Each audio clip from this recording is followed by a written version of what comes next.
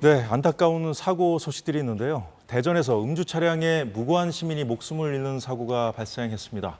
차량에 세 사람이 타고 있었는데 서로 운전을 하지 않았다며 부인하고 있습니다. 잠시 영상 보고 짚어보겠습니다. 인적이 드문 새벽 대전 도심의 왕복 12차로 한 남성이 횡단보도를 향해 걸어갑니다. 이때 검정색 SUV 차량이 빠른 속도로 달려옵니다. 보행 신호로 바뀌자 길을 건너던 남성.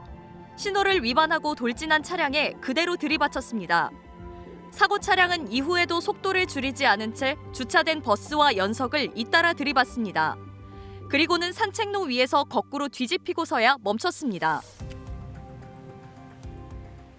예, 허주연 변호사 어서 오십시오.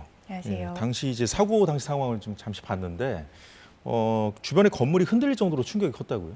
네, 사고 충격이 상당했던 것 같습니다. 목격자 얘기에 따르면 건물이 흔들리는 가스 폭발이 일어나는 줄 알았다. 뭐 이 정도였으니까 사고 당시가 얼마나 충격이 크고 처참했는지 우리가 짐작을 해볼 수 있을 것 같은데요. 예. 이 차량이 본인이 스스로, 그러니까 자력으로 멈추지 못하고 주변에 있는 연석, 주차된 버스를 연이어 들이받고 나서야, 그리고 산책로 위에서 거꾸로 뒤집혀서야 가까스로 멈췄다고 하고요. 아무리 새벽이라고는 하지만 보행자 입장에서는 보행 신호를 보고 아무런 방어 없이 편안한 마음으로 길을 건너고 있었을 겁니다.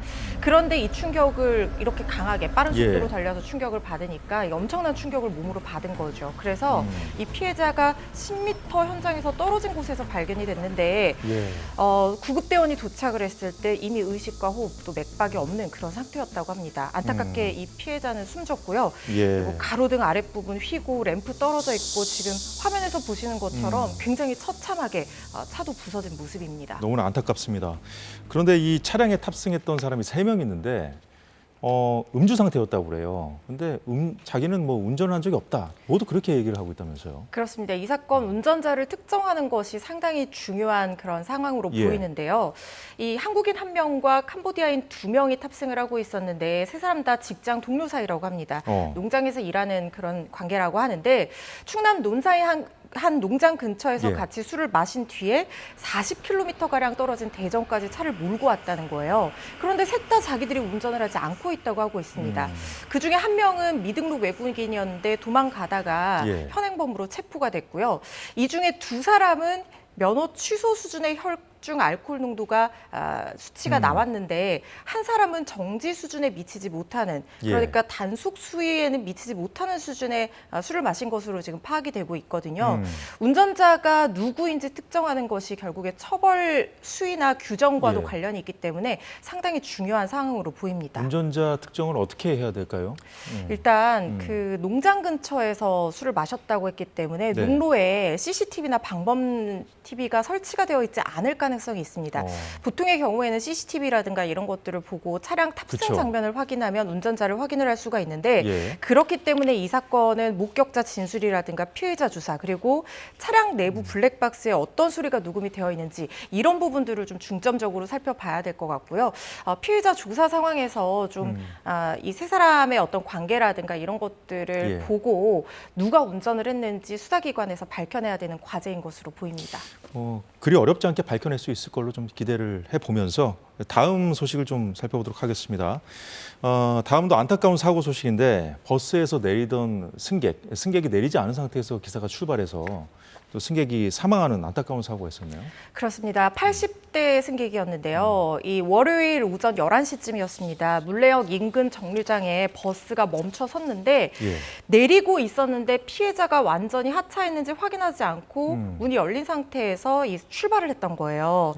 그래서 이 피해자가 버스 계단에 추락해서 뒷바퀴에 치여서 그만 사망하는 사건이 발생을 했는데 경찰이 그 버스 내부 CCTV 화면을 확보를 했는데요. 피해자가요. 버스가 완전히 멈춘 뒤에야 자리에서 천천히 일어나서 내리는데 버스가 이 승객이 두 발을 땅에 내려놓기 전에 출발하는 장면이 포착이 됐다는 거예요. 그래서 승객들이 멈춰라, 지금 사람이 다쳤다, 끼어있다 이런 얘기를 하니까 그 비명을 듣고서야 그제서야 멈춰섰다고 하는데 피해자 병원으로 옮겨졌지만 안타깝게도 사망한 사건입니다. 버스기사가 기본적인 규정도 지키지 않아서 벌어진 사고인데 자, 안전 부주의로 인한 이런 사고가 발생할 때 버스 운전기사 회사는 어떤 처벌을 받게 됩니까? 일단 지금 업무상 과실치사 혐의로 처벌을 받게 될 것으로 보입니다. 그런데 이게요, 버스의 승객 추락 방지 의무라는 것이 규정이 되어 있습니다. 그러니까 이른바 개문 발차라고 하잖아요. 문이 열린 상태에서 그렇죠. 차가 출발하거나 예. 승객이 완전하게 내려서 안전이 확보되지 않은 상태에서 차를 이동을 하지 않도록 주의할 의무를 버스 기사는 부담을 하고 있고요. 이거는 만약에 이 의무에 위반해서 사고가 난다고 하면 12대 중과실 위반으로 봐서 뭐 보험에 가입이 되어 있거나 피해자와 합의를 했다고 하더라도 형사처벌을 받게 됩니다. 그래서 뭐 모든 사건이 다 피해자의, 그러니까 버스 기사의 잘못만으로 발생하는 건 아니지만 예. 이 사건 같은 경우에는 확보된 CCTV로 보면 추락 방지 의무를 제대로 이행하지 않은 부분이 보이는 측면이 있기 때문에 아마 업무상 과실치사 혐의로 12대 중과실 사고로 처리될 가능성이 높아 보입니다. 일단 이런 일이 없으려면 일단 버스 기사님들이 좀 경각심을 좀 가져야겠습니다, 항상. 마지막 소식인데요. 안세영 선수와 이제 배드민턴 협회 간의 문제 관련해서 이 문제가 터지면서 이제 배드민턴 협회 운영상의 여러 가지 좀 문제점들이 이제 제기되고 있는데 김태규 협회장 그 개인의 갑질 의혹까지 불거졌더군요. 그렇습니다. 이게 피해자인 직원들의 폭로로 기사가 보도가 되고 있는데요. 폭언과 갑질을 일삼았다 이런 주장이 나오고 있는 상황입니다.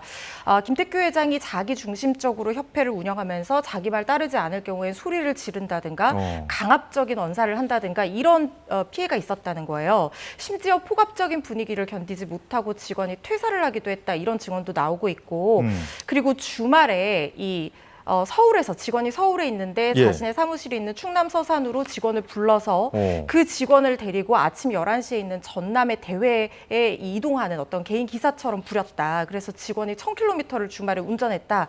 이런 얘기들까지 나오고 있는 상황이거든요. 이 부분 지금 문체부가 들여다본다고 하는데 이 부분까지도 같이 조사 대상이 되지 않을까 하는 생각이 듭니다. 지금 뭐 김 회장에 대해서는 협회를 독단적으로 운영하면서 뭐 따로 주머니를 챙겼다는 갖가지 뭐 의혹들이 제기되고 있는데 지금 정부 차원의 조사에 좀 나섰잖아요. 좀 전방위적인 좀 강도 높은 조사가 필요한 거 아닙니까? 네, 지금 그 안세영 선수가 제기한 어떤 문제들, 그러니까 배드민턴 협회에서 다루고 있는 어떤 규정들이 선수들을 좀 불합리하게 역차별한다는 주장을 안세영 선수가 폈잖아요. 이런 관련 규정들, 예를 들면 후원금, 스폰서십 계약이라든가 연봉 규정 이런 것에 더해서 지금 터지고 있는 갑질 의혹 관련한 조사도 이루어질 것 같고요. 그리고 지금 배드민턴 협회가 정부 보조금 작년 기준으로 70억 넘게 받았고 10년간 체육진흥기금으로 뭐 400억 가까이 받았다는 그런 얘기들이 나오고 있거든요. 국민의 혈세로 이렇게 지원하는 이 보조금이 제대로 잘 집행이 되고 공정하고 투명하게 정말 선수의 보조를 위해서 선수 경기력 향상을 위해서 쓰였는지 이런 부분들을 문체부에서 아마 전방위적으로 들여다볼 거라는 생각이 듭니다. 선수들 좋은 여건 속에서 운동 잘할 수 있게 잘 관리하는 차원에서 국민 혈세가 들어가는 거니까 뭔가 이 차제에 잘 이번 실태 조사를 잘해서 뭔가 해결책을 좀 잘 찾아야겠습니다. 오늘 말씀 여기까지 듣겠습니다. 지금까지 허주연 변호사였습니다. 수고 많으셨습니다. 감사합니다. 네, 사사건건 오늘 준비한 소식 모두 전해드렸습니다. 뜻깊은 광복절 되시기 바라고요. 저희는 모레 다시 찾아뵙겠습니다. 고맙습니다.